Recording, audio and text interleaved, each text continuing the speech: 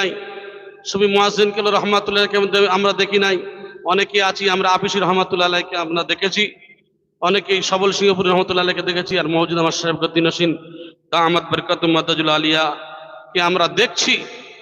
তবে যখন কেউ মুলাকাত করে কোনো সমস্যা নিয়ে, সর্বসময় তারা কি বলে, বাবা দুরাকাত নফল নামাজ পড়ে তুমি কি করবে, আল্লাহর উপর ভরসা করে পার হয়ে যাও। এই আল্লাহর উপরে ভরসা করা এটা একটা মারাত্মক কথা, কারণ মুমিনের সর্বসময়ের জন্য ভরসাটা আল্লাহর উপরেই থাকবে।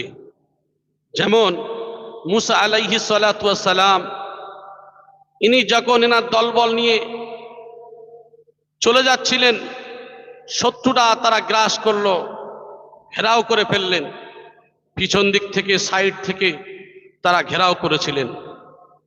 এমন একটা সময়ে মুসা আলাইহিস সালামের সঙ্গী সাথীরা বললেন, হে নবী মুসা, আমরা যে সমস্যার মধ্যে পড়েছি, শত্রুরা তো আমাদের সব ঘেরাও করে ফেলেছে, আমরা তো বিপদের সম্মুখীন হয়েছি, তাহলে কি হবে?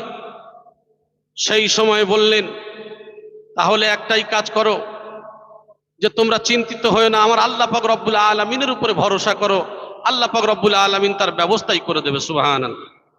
নবীদেরও ভরসা এরূপ ছিল, সব সময়ের জন্য আল্লাহর উপরে ভরসা করা। তাই ওহী আসলো, হে নবী মুসা, তুমি কি করো, তুমি ওই সমুদ্রে তুমি তোমার লাঠিটা স্পর্শ করো। লাঠি যখন স্পর্শ হয়ে গেল, ঠিক ওই পানি ভাগ হয়ে দাঁড়িয়ে গেল। সুবহানাল্লাহ। মানুষরা স্বাভাবিক যুক্তিতে দেখছে যে কোনো রাস্তা নেই, কোনো পথ নেই, কারণ শত্রুরা যখন চারদিক থেকে আসছে আর সামনে তো সমুদ্র, কোনো রাস্তা নেই, তাহলে কি করবে সব, আমরা তো বিপদে পড়ে গেলাম। এমন একটা সময়ের পরিপ্রেক্ষিতে কি করলেন, নবী মুসা আলাইহিস সালাতু ওয়াস সালাম ভরসা করলেন সেই আল্লাহর উপরে। সুবহানাল্লাহ। প্রত্যেক নবীদের এক একটা ইতিহাস রয়েছে। যখন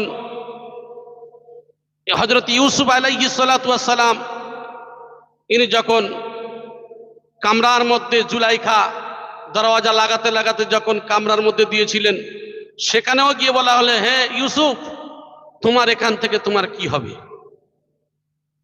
তোমার এখন থেকে তোমার যে সমস্যা পড়েছে তোমার কে সাহায্য করবে? তখন তিনি আল্লাহর কাছে সাহায্য চাইলেন, যে আমার সাহায্য একমাত্র আল্লাহ পাক রব্বুল আলামিনই করবে। তাহলে বোঝা যায় যে এই সমস্ত নবী রসুল যারা ছিলেন, তারা সর্বসময়ের জন্য ওই আল্লাহর উপরে ভরসা করেছে। আর আমরা মোমেন হিসাবে, সেই নবীর ওয়ারিস হিসাবে, আমরা নবীর উম্মত হিসাবে সেই একই পদ্ধতিতে কামেল ওলি আল্লাহগণ ঠিক ওই পদ্ধতিতে ওই নবীর তরিকা অনুযায়ী তারা সেইভাবেই, যে বাবা যা কিছু করবে সর্বসময় তুমি আল্লাহর জন্য করো, আল্লাহর উপরে ভরসা করো। এই জন্য করে আমাদের মওজুদ আমার শরীফউদ্দিন হোসেন হুজুর কিবলা দামাত বরকাতুম মাদাজুল আলিয়া সর্বসময় বলেন, যে বাবা তোমরা এই যে প্রত্যেক ইবাদত যখন করবে, নামাজ পড়বে, সেটাও আল্লাহর উপরে ভরসা করে করবে। এই বলছিলেন গত রবিবার, যে মানুষ হজ করতে যায়, হজ করে আসার পরে কি করে, হাব্বা জুব্বা পরে এইভাবে কি করে, এই যে ঘুরে ঘুরে বেড়ায় অনেকেই। আসলে এটা নাজায়েজ বা হারাম নয়, এটা অবশ্যই সে পড়তে পারে, কিন্তু সেই পড়াটা যদি একমাত্র আল্লাহর উপরে ভরসা করে করে, যে অহংকার যদি না থাকে, এই লেবাসুত তাকওয়া, তাকওয়ার মধ্যে, লেবাসের মধ্যেও তাকওয়া রয়েছে। আপনার চলার মধ্যে, বলার মধ্যে, ওঠার মধ্যে, বসার মধ্যে, সর্বক্ষেত্রে তাকওয়া রয়েছে।